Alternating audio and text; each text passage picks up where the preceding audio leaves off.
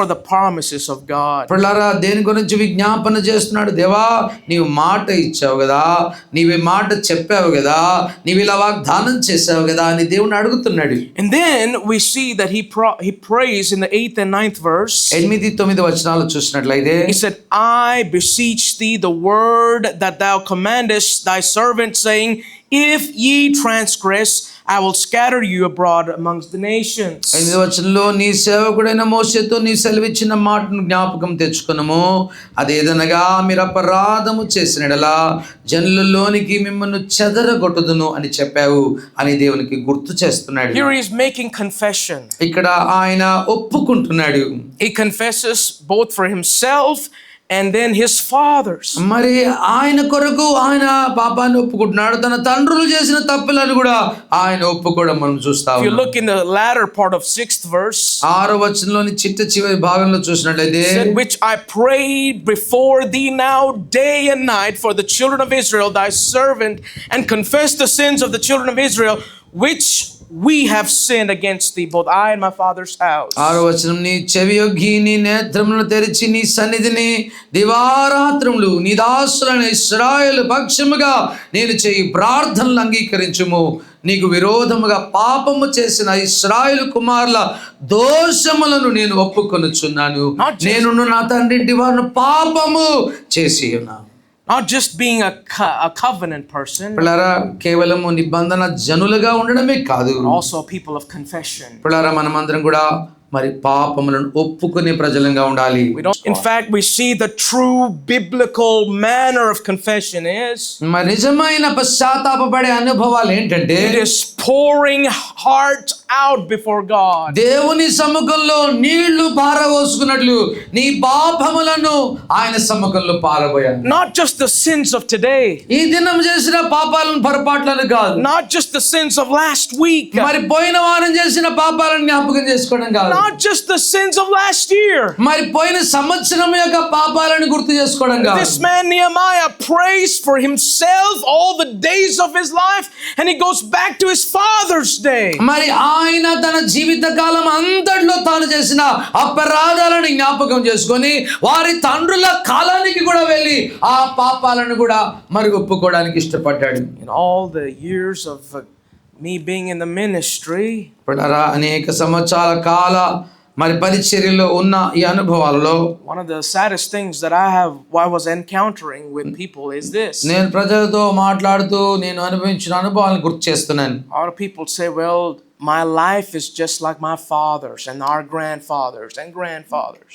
మరి చాలా మంది ఇలా చెప్తుంటారు, నా జీవితం మా నాన్న లాంటిదే అండి, మా తాతగారు కూడా ఇలా జీవించారు, వారి తాతగారు కూడా ఇలా జీవించారు అని చెప్తుంటారు. And they say that I'm afraid that my children and their children and they're all going to end up like same way.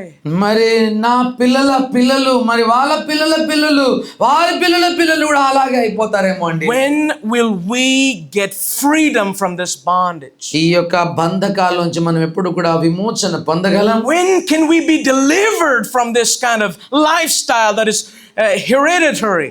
మరి ఈ యొక్క వంశ పారంపర్యంగా వస్తున్నటువంటి అనుభవాలు మనం ఎప్పుడు ఈ బంధకాల నుంచి బయటికి రాగలం? Why should I reap the sins of my fathers and then my father's fathers? మరి నా తండ్రుల యొక్క వారి తండ్రుల యొక్క అపరాధాలకు నేనెందుకు కారణాన్ని? Church, today you can be delivered. ఈ దినము నీవు విమోచన పొందగలవు. Today you can come out from the bondage. నీవు ఈ దినము ఇక బంధకాల నుంచి బయటికి రాగలవు. Whatever it is that lurks and brings you down and discourages you, నిన్ను నిరాశలోకి నిస్పృహలోకి చాతగాని స్థితిలోకి నిన్ను తీసుకొచ్చే ప్రతి స్థితిగతులోంచి బయటికి రాగలవు. and all the fears that you feel, maybe I'll end up like my grandfather or my father. ఇదిగో అనేక భయాలు, మా తాతలాగా మా నాన్నలాగా నేనైపోతానన్న భయాల్లో నుంచి దేవుడు ఈ దినం విడిపించగలడు. Today you can be delivered. ఈ దినము నీవు విమోచన పొందగలవు. You know why and how? ఎందుకు, ఎలా? There's one secret right here. ఇక్కడే ఉంది ఒక రహస్యం. He confesses his sin. ఆయన తన పాపాన్ని ఒప్పుకుంటూ ఉన్నాడు. Confession is needed. మరి ఒప్పుకోలు విలువైంది.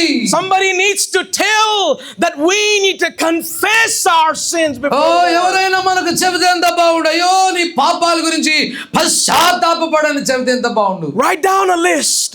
మరి ఒక పేపర్ తీసుకొని లిస్ట్ అంతా రాయి. Put all the sins that you know and you think that bombard your mind. నీ మనసును బాగా బాధ పెడుతున్నవన్నీ కూర్చొని రాయి. ఒక రోజు ఒక పేపర్ And తీసుకొని then sit down with your family నీ యొక్క కుటుంబంతో కూర్చో. and together pray. కలిసి ప్రార్థన చేయి. Pray together. కలిసి ప్రార్థించండి. When you confess your sin, నీ పాపాన్ని ఒప్పుకున్నట్లయితే Paul says he's faithful and just to forgive and cleanse you from all iniquity. మరి యోహాను అంటున్నాడు, మన పాపలను మనం ఒప్పుకున్నట్లయితే ఆయన నమ్మదగినవాడు, నీతిమంతుడు కనుక సమస్త దుర్నీతి నుండి ఆయన మనల్ని పవిత్రులుగా చేస్తాడు. That's as simple as you can learn. ఎంత సామాన్యమైంది, ఎంత విలువైంది పిల్లారా. But yet people are living in bondage for years and generations. ఇలా దేవుడు మనకు చెప్పినప్పటికీ అనేక సంవత్సరాలుగా ఒక తరం తర్వాత ఒక తరము ఇంకా బంధకాల్లో జీవించడం ఎంత విషాదకరం. How great is our God this morning. మన దేవుడు ఎంత గొప్పవాడో తెలుసుకొని పిల్లారా. How great is the means of prayer. మరి ప్రార్థనలోన మాధుర్యత ఎంత ఘనమైందో గుర్తు చేసుకోండి. In my 2 years of growing up in true spirituality, మరి నిజమైన క్రైస్తత్వంలో నేను ఎదగడం ఆరంభించినప్పుడు and I've learned that prayer is the only means of grace that I can get anywhere in this life. ఈ లోకంలో దేవుని కృప పొందుకోవాలంటే ప్రార్థన ద్వారానే నేను కృప పొందుకోగలను. I have been on the mountains, నేను పర్వతాల మీద ఉన్నా, and then we climbed up the mountains to pray. మరి ఆ కొండల మీదకి ఎక్కి మరి ప్రార్థించడానికి ఎక్కేవారు. We saw thousands of acres upon the mountains to pray. మరి ఆ యొక్క పర్వతాల మీద నుంచొని వేల ఎకరాల మరి ఆ యొక్క భూములను చూసేవాళ్ళు. Looked at the streams of water breaking through the rocks of the mountains, and we saw the awesomeness of God and the wondrous grace of God in prayer. మరి ప్రార్థిస్తున్నటువంటి వేళ ఉన్నత పర్వతాల నుంచి నీరు కారిన అనుభవాలను, పొలాలను పండించిన అనుభవాలను చూసి దేవుని కనికరాన్ని జ్ఞాపకం. We used to bring granite stones. మరి గ్రానైట్ స్టోన్స్ తీసుకొచ్చేవారు. We used to pile them up as an altar. మరి ఒక ఆల్టర్లుగా తయారు చేసేవారు. We stood around them, about 6 or 7 young men. మరి 6-7 యవనస్తులుగా కూడుకునేవారము. We begin to pray.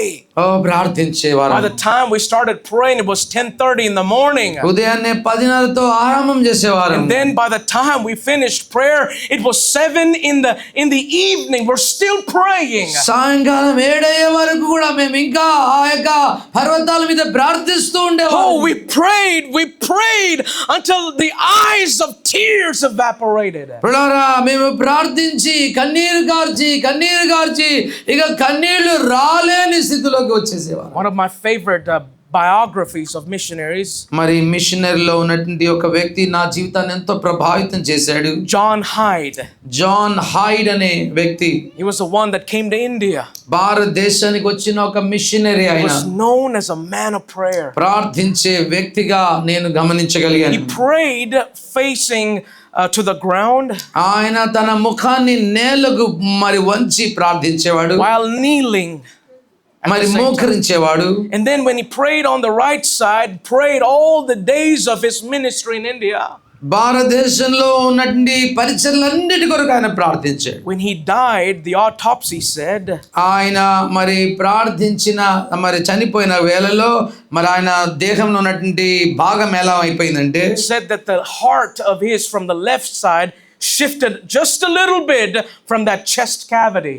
మరి ఆ యొక్క గుండె లెఫ్ట్ భాగంలో ఉన్నటువంటి గుండె మెల్లగా కదిలినట్లుగా మరి జ్ఞాపకం చేశారు. A little bit towards the right where he knelt and prayed every day. ఆ రీతిగా వంగిపోయి ప్రార్థించిన అనుభవాల్లో ఆయన గుండె మరి కుడి ఎడమ వైపు నుంచి కుడి వైపుకి జారినట్లుగా చూస్తాం. I can take you to the depths of prayer this morning. ఈ ఉదయ కాలసంలో ప్రార్థనలోని లోతైన అనుభవాన్ని నీవు గ్రహిస్తున్నావా? If I can take you to the power of God that is revealed in prayer, ప్రార్థనలో ఉన్న దేవుని శక్తిని నీవు గమనించగలుగుతావు. you can accomplish anything and everything for God. దేవుని కొరకు నీవేదైనా దేన్నైనా చెయ్య సమర్థత ప్రార్థనలోనే ఉందని నీకు అర్థమవుతుందా? If you have children today, teach them to pray. మరి నీకు పిల్లలు ఉన్నట్లయితే వారికి ఇప్పటి నుంచే నేర్పించు, ప్రార్థించాలి అని నేర్పించు.